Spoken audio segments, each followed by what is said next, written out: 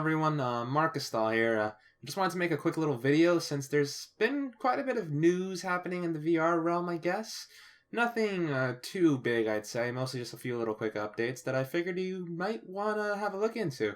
I have a small video feed right here. I'm going to enlarge it in a bit through the magic of editing, because I think you guys who have been asking for, will there be a Can We Make Sword Art Online 2016 video, might find the following video rather interesting. And by the way, yes, that's the straight up answer, is yes. But yeah, I think this should also speak for itself.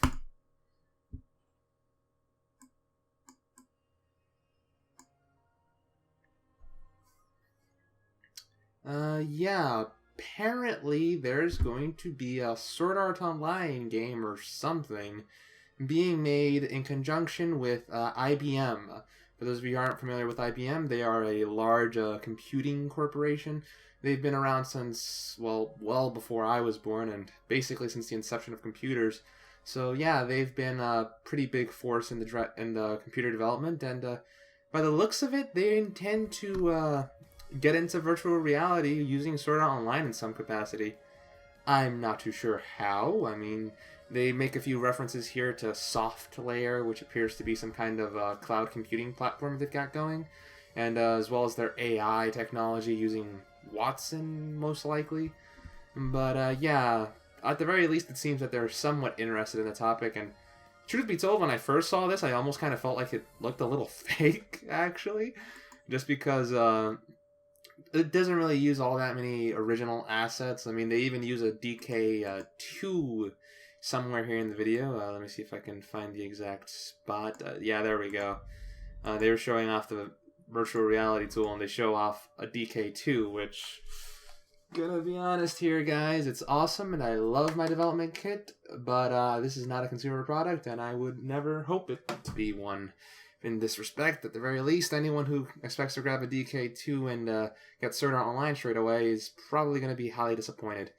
So, yeah, at the very least, it seems that on the software end, somebody's interested in making it. I mean, I've been touting this since basically 2014. The game of Sword Art Online is not something that's going to be particularly hard for us to make. From a technological perspective, we've got the tech. It's just a matter of infrastructure. I mean, guys, it is almost literally impossible to get a signal from Tokyo to America to be accurate or fast enough for the rates that we need for virtual reality. I mean, literally, the speed of light is too slow for us to pull it off. The only way I can think of that we could pull it off would be using quantum mechanics to take advantage of entanglement to make it so we transmit data via the teleportation of atoms or some other small particle, and have that particle transmit the information via the changes in its state. So I'd have one atom here and one atom in Tokyo, and the atoms would be communicating to each other, whether through the polarity of whatever electron it is. If it's spinning in this direction, it is a 1. If it's spinning in this direction, it's a 0. And the accelerations will just have to happen extremely fast, or you'd have a bunch of atoms doing it, and it'd be very fast. Sorry, I'm getting atoms, electrons, and all that stuff confused. But you see what I mean here, right? We need some extremely fast technology to get it to work across the globe. But from an immediate perspective, looking on the information that they seem to have been posting, since I believe somebody managed to get a screenshot or a picture of the website they had or something like that. I'm not too sure. I kind of have this right over here, the website. Let's see if it'll load up for us here in the US. But by the looks of it, they're going to be having some kind of alpha testing for this kind of stuff in Tokyo. Yeah, they list off in the requirements you're going to have to want to be in Tokyo. They don't want anybody from outside of America. You have to be 18 and older. And something about no general motion sickness, heights, and a bunch of other little things. But overall, it's nothing too unexpected. But here it is. It's kind of loading up a little bit. Let me just turn it off since I don't really need it all that much. Yeah, it's in Japanese, but somebody translated the stuff more or less. Yeah, here's the outline. Apparently, you can apply right now, and they'll be having the tests in like March. And that almost kind of feels a little funny because the thing is, guys, I'm not sure if you've seen the recent post I made up on the blog, but I kind of plan on making a small even smaller demo of the VR RPG, and I'm going to use SAO as a basis. So it almost kind of feels a little funny to think, hey, they're going to be alpha testing their stuff, and I'm just making a small little demo pretend thing that's kind of like SAO, just for the fun of it to go along with the release of the Oculus Rift. But my own hawking of my own stuff aside, yeah, this just seems kind of interesting. I wasn't really expecting him to pull this out. It might have something to do with that post that Palmer Luckey pulled off yesterday when the HTC Vive's price was announced, which we'll get into that in a moment. But yeah, when Palmer just basically asked, hey, does anybody want to watch anime with me in the weekend? I'm still curious as to whether or not he was referring to that in like virtual reality using something like Converge or AltSpace or something else like that, or whether or not he's actually going to have like some place and they're all going to watch anime over in freaking California. Being in New Jersey is just so boring.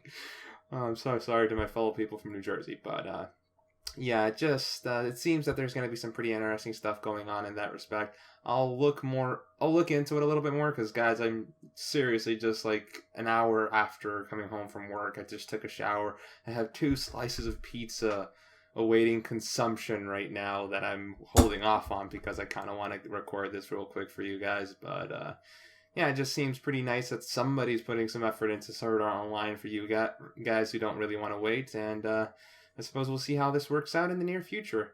I still really want to know whether or not they have any ideas in regards to an actual Nerve Gear device, because SAO without the Nerve Gear is like basically every other generic RPG ever, aside from the fact that it lacks magic and uses skills, which are basically just arts or random hotkey clicks for skill.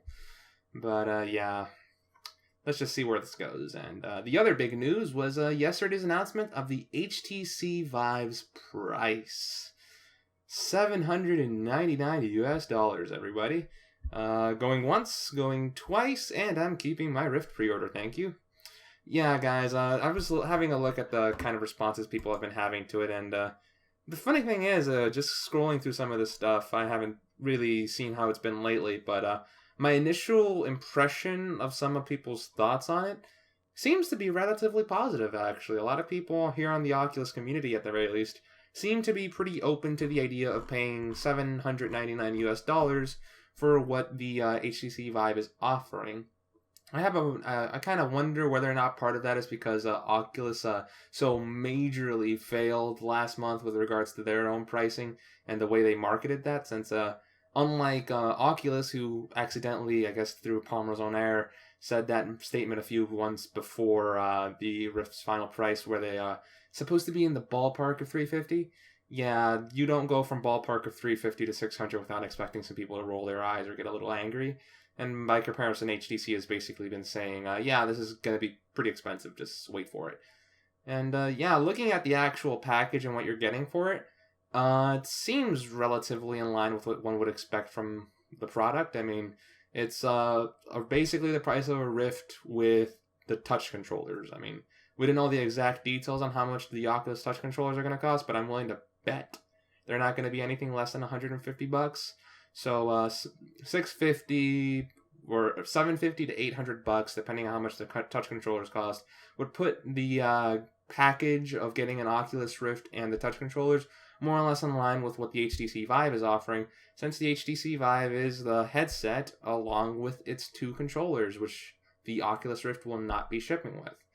Personally, for me, guys, you already know I've already got an Oculus DK2. I'm going to be sticking with Oculus through and through. And also, I just cannot be bothered to deal with these motion controllers, guys. I might get the Oculus touch controllers in the future to see if I can get some compatibility with some of my gaming software, but anything less than full body tracking of some capacity via the use of a full suit like the Prio VR, Control VR, Tesla suit, or some other sophisticated method, maybe using my own myogram system. Anything less than that, and I just don't want to deal with motion controllers all that much, guys. Even the movement of the Oculus Rift itself using positional tracking has been relatively negligible in my own personal design choices. The game I'm making right now, the VR RPG, may be somewhat playable for you guys who have a Gear VR or any other similar phone-based system, since I'm not going to be taking advantage of positional tracking all that much, since I don't really see a very big use to it when you're stuck seated in a chair like mine or something. I mean, for those of you who enjoy virtual reality using motion controls, I'm not trying to dismiss that system. I can honestly see the benefits of it, and in the near term, it's probably going to be the most engaging stuff. I mean, just looking at the way people respond to the HTC Vive demos that take advantage of motion controls, it's fairly clear that the experience that you can get out of a full room virtual reality experience is not something to be neglected. But it's just not my thing, guys. I'm not all that internet. I was bought into the virtual reality world through the Sword Art Online hype, and I'm still kind of stuck in that, and I don't really want to push forward on that kind of an angle. The Rift was tolerable just because of the fact that it is so immersive, and the amount of positional audio techniques that they were using is highly exciting, and I think I can get a lot of use out of it with my own personal applications. But when it comes to motion controls and movement and all that kind of stuff, I prefer to stick to something a little bit more fixed, like a gyroscope or a full body system, instead of having to deal with all these half measures of getting a full room space, which I literally don't have that kind of space, guys. The only way I could think to get that kind of space in my small room right now would be to move objects out of the room, like my darn work desk or something, and I'm not just plain not going to do that. It doesn't seem all that convenient. And after work at 9 o'clock at night, when I have to go to school in the morning, and guys, I also have to do my homework after this video, so it's like I don't have all that much time, and I don't want to spend what little time I have to rest standing up trying to do some ridiculous experience. And do know, guys, you can sit down with the HTC Vive. That's actually a bit of a misconception. You can sit down if you want to. It's just that I feel like that a lot of demos that are in software that's being designed for the HTC Vive will most likely be developed to try to take advantage of their whole full room angle, since that's what they've been marketing the most. And I have a feeling that Oculus, who's been trying to stick towards the whole seated experience thing, will probably be better suited for that respect, just because what you're marketing towards will impact what developers will try to do on your platform. I mean, if Oculus says all of a sudden that we want to focus entirely on full room virtual reality movement and all that kind of stuff, non-seated experience, that would probably be a bit of a turnoff for me, since I want a seated experience. I don't want to move around all that much. I'm a big lazy guy, guys. I don't really want to move around all that much while I'm playing my video games. So I wouldn't really stick to that. But if you are looking for that, right now the HTC Vive is just straight up going for it. And I think that's a pretty, well, it's a good angle at the very least. Because right now, at the prices the HTC Vive and Oculus Rift are, I don't really think anybody's going to be impulse buying this unless they're the richest of the rich, at which point they literally almost don't really matter in that respect, because they're going to be able to buy it anyway. But for the average consumer, Joe Schmo, or some other regular person who doesn't really have as much money to throw around for this kind of stuff, I'd imagine that the idea of having a $600 price tag along with a $1,000 computer necessary just to get into virtual reality is a bit high of a price margin. So really, whatever features can work themselves into the systems right now that may entice consumers is probably going to work out, since if you have enough money to spend $1,500 on a rig, another $200 or $300 won't really make all that big of a difference to you. I think that's what Palmer Luckey himself said. It's like we threw out that $1,500 overall cost. That was more or less an idea, but think about it this way: if we drop the price of the Oculus Rift down to $300 or something bucks, it's still more or less $1,200 for an overall package. That's not going to make all that big of a difference to somebody who's dealing with this kind of stuff. And guys, there are monitors out there for more than $1,000 that offer less than what virtual reality is going to be giving you. So I don't really think anybody can make a significant argument in regards to virtual reality's premium nature right now being a detriment, since plenty of people are buying those large LG ultra-wide monitors with 144 hertz G-Sync and a bunch of other stuff. So yeah, it all works out in the end, I think.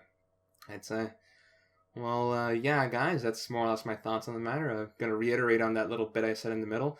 Yeah, next month on March 28th, I do intend to release a demo for my game for the VR RPG. I kind of changed up the release model for this thing so many times now, but more or less I've kind of settled on a little bit of an idea right now, guys. On March 28th, I'm going to be releasing a stunted or smaller demo for those of you who want to give a try to the virtual reality RPG without placing any money into the whole concept, since it's not completed at this point in time, and I don't really want to make people pay money to try out an experience that they may not necessarily like. So yeah, there's going to be a free demo next month that consists of some basic elements that you can try out for the VR RPG. It should feature the basic control system, a few of the techniques, a few arts, and three combat scenarios at the very least to give you a good feel for what you're going to get. The 3 combat scenarios are an encounter with several boars, a fight with a couple of lizardmen, and a final battle against the Minotaur. For any of you guys wondering, yes, that's the SAO callout I was kind of mentioning. I've actually kind of got a bit of image right now on Unity, just of a blue boar I made a while back. Let me see if I can zoom in on the guy a little. Yeah, still got some work to do on it, but yeah, I kind of can imagine you guys would see the SAO inspirations right there. But yeah, it's just something for you guys if you want to give it a try and you have an Oculus Rift next month, if you're looking for something to try on the time, because I don't really think everyone's going to be stuck playing Valkyrie and all that other stuff all day. So if you want to give something small SAO related a try, just give my game a shot when I release it.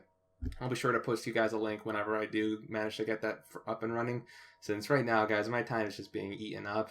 I'm foregoing food right now to record this video, and I have homework to do, and I'm probably going to lose some sleep when I have to get some project stuff ready. But yeah, self-pity, nothing of value right there. But yeah, thanks for watching this video, guys. It's a little long and poorly edited, of course. I basically just sat down in front of a camera and decided to start talking. But yeah, guys, virtual reality looks to be having a lot of fun this year in 2016. So if there anything else that virtual reality that comes up that might be worth a while, definitely check out my channel for any other stuff. I'll be sure to talk about it since I've got nothing else to talk about. Alright, guys, thank you very much for watching this video. This has been Marcus Doll, flying out.